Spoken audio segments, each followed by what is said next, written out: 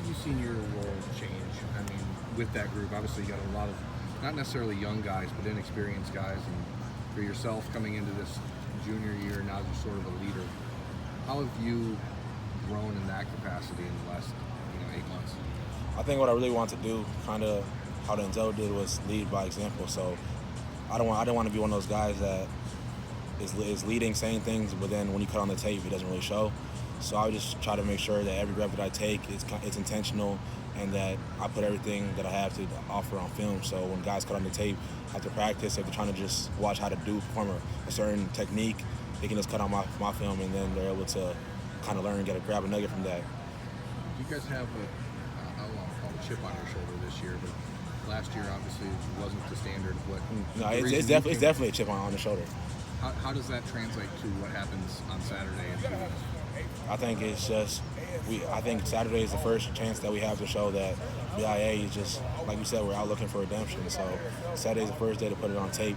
I mean, we've known how we performed on the practice field, but if you can't translate it to the game field, it really has no effect, or it doesn't mean anything. So our goal is to put what we've seen out there for y'all on Saturday. This is your third year here. How would you compare your feelings for this defense and its potential for your first 2 years? I think it just really gives them the best chance to make a lot of plays. I'm able to play off man, press man, bail, and mix it up so we don't look like a predictable defense or just always showing the same look. So with me being able to play multiple techniques, it's made it really hard for the receivers to kind of predict what I'm doing pre-snap, and it's just been more fun. Jeff, you came in with Sean Wade. Yeah. What's he good at? Like when Jeff Hafley wants to put him in the best position, where does he put him? Sean's really an interesting player because he's so versatile as far as he's shown that he's going to play plays at cornerback. He's shown he can play as a nickel, and he's shown that he can play safety.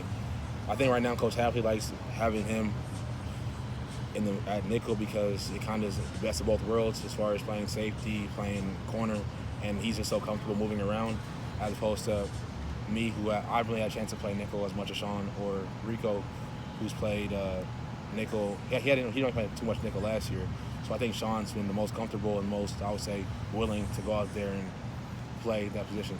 How often does he bounce back? Like, does he line up in nickel and then bounce to safety? How does he line up in safety? What's his position?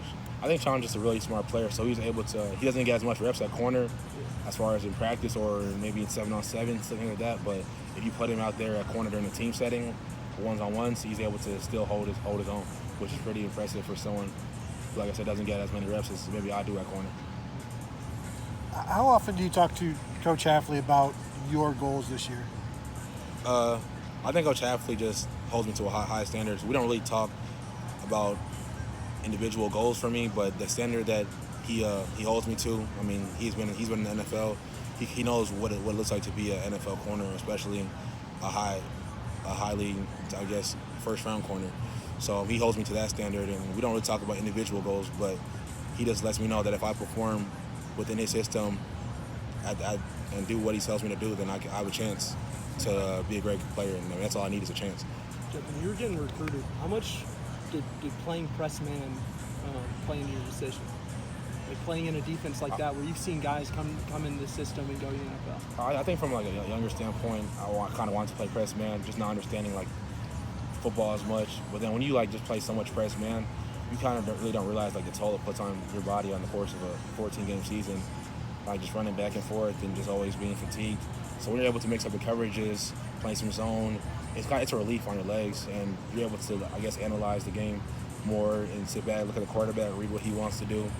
So I think implementing more zone into our defense has really helped us generate those turnovers.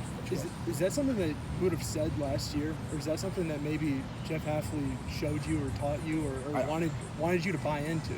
Yeah, I think when he first got here, I didn't know we were going to play like cover 3 like that, so I wasn't used to playing so much zone. So it was kind of difficult at first to, okay, we're going to play more zone than we have in the past.